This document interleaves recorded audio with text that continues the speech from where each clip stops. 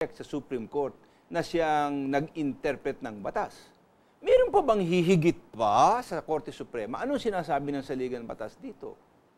Ang tunay, alam mo, sa totoo lang, yung Supreme Court, supreme dahil hindi... Siyang huling kapangyarihan. At saka hindi dahil sa yan, dapat sundin. Yan, hindi dahil yan, laging tama, sa totoo lang.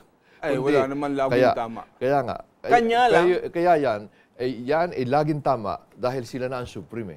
Sila na wala nang ibang hukuman pa na pwede dalhin ang anumang bagay. Kasi pwede ka maglagay ng 10 baitang, pero pag inabot mo ng ika-10 baitang, ayun na. Yung ating Korte Suprema sa pag-iinterpretasyon ng ibig sabihin ng batas, ay gayon. Sila na ang huling batayan. Pero gusto ko lamang banggitin ng isang bagay dito. Na dapat siguro maliwanag. Yung Supreme Court, hindi isang tao ang nagde-decide yan. So, grupo ng... Ang Supreme doon, hindi yung Chief Justice. Ang Lahat Supreme sila. dyan ay yung majority ng mga yan. Yan ay collegial. Para din yung Kongreso. Ang Kongreso, hindi yung Speaker o yung mga...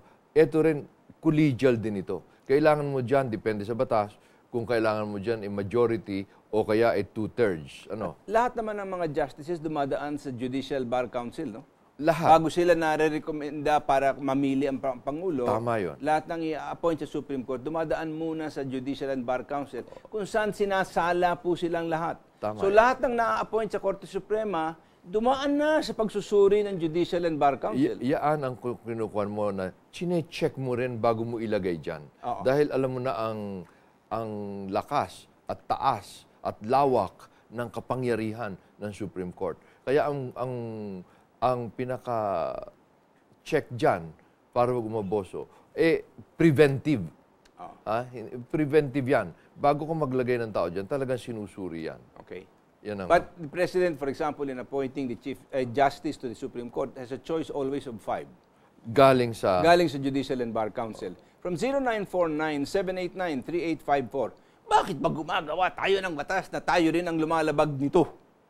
Ay, naku po, kasi medyo taliwas ang bituka ng maraming tao. Ay, ano pang akin sasabihin dito na ayaw sumunod sa batas, matitigas ang ulo. Sapagkat tayo tao lamang. Kanya lang, pag nakilala niyo ang grasya ng Diyos, matututo kayong tumupi ng inyong tuhod at magkumbaba ng maayos at magpasakop sa Panginoon at sa batas. Kung tayo lamang, hindi natin kaya, sa totoo lang. Ay talaga. From 0922-899-0017, Taong Bayan is not only the constituents of 1/3 of congressional district given pork barrel. Ano kaya ang ibig sabihin nun, Kadodo? Alam mo, tama yun, Subalit, ang Taong Bayan ay umayon sa batas, na ang batas na yon ang nagsasabi nga ngayon, na ito naman, kailangan tayo talagang mayroong batayan. Hindi maaring lahat ibukas.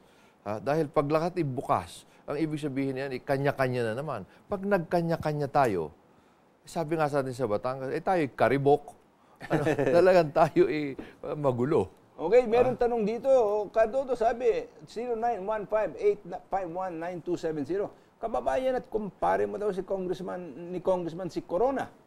Sa totoo lang, hindi ko natatandaan kami magkumpare. Pero taga saan ba siya? Totoo, ang mga Corona ay taga-Tanawan. Pero alam ko, hindi ka naman taga-Tanawan pero ang Tanawan bahagi ng Batangas. Naging governor ako ng Batangas. Pero sa totoo lang, hindi ako siguradong bumoboto yan sa Batangas. Pero Batanggenyo yan. Okay. Batanggenyo talaga. Alright. From 0927-382-8223. At ipinagmamalaki kong Batanggenyo yan. Okay. Sir, I salute you on your bold stand.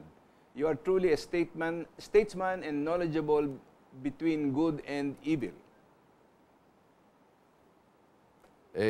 Umaasa tayo sa itaas sa bagay na yan. Dahil lahat naman tayo, sabi ko ngayon, nagkakamali. Alam mo, nung naging hari si Solomon, tinanong siya ng Panginoon kasi, ngayong hari ka na, anong gusto mo? Alam mo sinagot ni Solomon? Panginoon, bigyan mo ako ng iyong huwisyo upang ako ay makapaghusga ng maayos sa inyong mga tao. At sabi ng Panginoon, kasi huwisyo ang iyong hiningi, bibigyan kita ng puso na punong-puno ng huwisyo. I will give you a heart of wisdom. Alam po ninyo, napakahirap ng, some people have said that one of the most difficult lessons of the presidency is to learn the limitations of power because of his respect for the rule of law. Tama. Ano bang masasabi mo naman doon?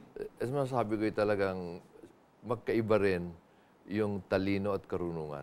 Kasi pagka yung sinasabi nating knowledge at saka wisdom, tama, ang kailangan natin ay wisdom, yung hiningi nga ni Wisdom Solomon. from the Lord. Wisdom. Hindi lamang nakikita mo, hindi lamang ang alam mo dito sa isang bagay na ito, kundi ang kaugnayan noon sa iba pang bagay na tama. At makita mo kung ano ang mas mabuti para sa kabuuan ng bayan. At saka marami ring karunungan na hindi napapag-aralan.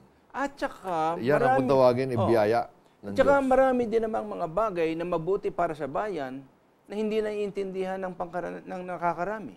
Tama. Oo. At hindi naman question na kumot sumang-ayon ng nakakarami, ibig sabihin tama ang iyong ginagawa. Tama. Nakikita natin yung pag-eleksyon. Oo. Ang iba siguro, bumoto sa taong ito dahil ang kanilang akala ay ang taong ito ay ganito. Pero paglipas ng panahon, kakaiba pala. Akala nila ito ay kasi kaparis ng ugali nitong isang taong ito. Pero ngayon nakita natin, ay kakaiba.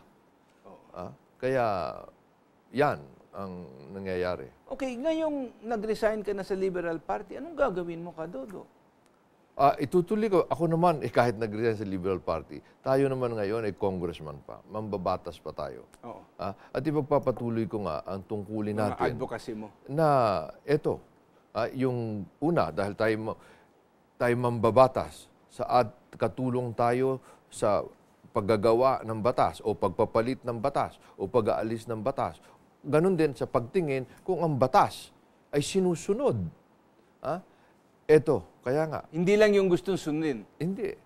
Merong bagay na talagang dapat, meron din naman batas na kailangang pag-aralan at debate. Halimbawa, nung nag-usap tayo noon, meron akong panukala na magkaiba rin kami. Halimbawa dito sa 12% na value-added tax, na VAT. Ito, ang aking pag-aaral dito, kailangang alisin ito. Ito ay regressive, yung labis na pahirap sa mga mamamayan.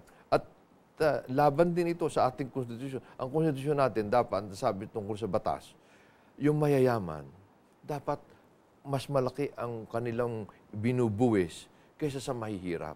Yung mahirap, yung 12% na VAT, kahit mahirap ka, kinukulikta. Kahit wala kang trabaho, kahit pag may sakit ka, walang bumili ka ng gamot, kalagayan. 12%. Wala ka ng trabaho, 12%. Kakain ka sa restaurant, 12%. Bibili ka ng tubig o kuryente, 12%. Tayo nadaan dito sa mga expressway. Mataas na ang toll, 12% pa rin. At ang nagbabayad nito hindi yung mga operator, hindi yung mga kumpanya. Ang nagbabayad nito, ikaw mismo. Kailangan i-reserve ko lahat yan sa isang susunod na programa. Pwede yun. Ibig sabihin yun, pwede nating debatihan. Hindi ko sinasabing tama ako doon. Pero pag ang pinag-uusapan halimbawa, nasa batas na at hindi ipaganap. Kasing sama yun ng paglabag sa batas. Yan ang wang-wang. Kaya sabi ko, alam mo, yung wang-wang, yung bang masasabi natin na pag-abuso sa kapangyarihan, eto na yon. Abuso rin sa kapangyarihan. Biro mo, yung IRA, pondo ng mga barangay, hindi ibibigay lahat. Gagamitin ng Imperial Manila para sa programa ng Imperial Manila. Maski na nasa batas, maski na tapos na-decide na lahat. Well, yun ang ibig kong sabihin. Yun ang pinaglalaban natin. At diyan nga, kaya ako medyo nalulungkot. Dahil sa pagbabago ng pagtingin, sa pagpapaganap ng batas, pag meron ng kapangyarihan. Yun ang aking nabago. Oo, yun ang aking From 0933-554-0438 kay Johnny Ramos. Palagay ko, kahit mahina ang ebidensya kay Corona, siguradong talo siya sa Senado. Meron mga nagsasabing ganun. Meron naman nagsasabing, hindi, huwag kayo mawalan ng tiwala sa ating senators that they will act independently. At what is your expectation, Kadodo? What are you hoping for? Well, maybe I shouldn't say what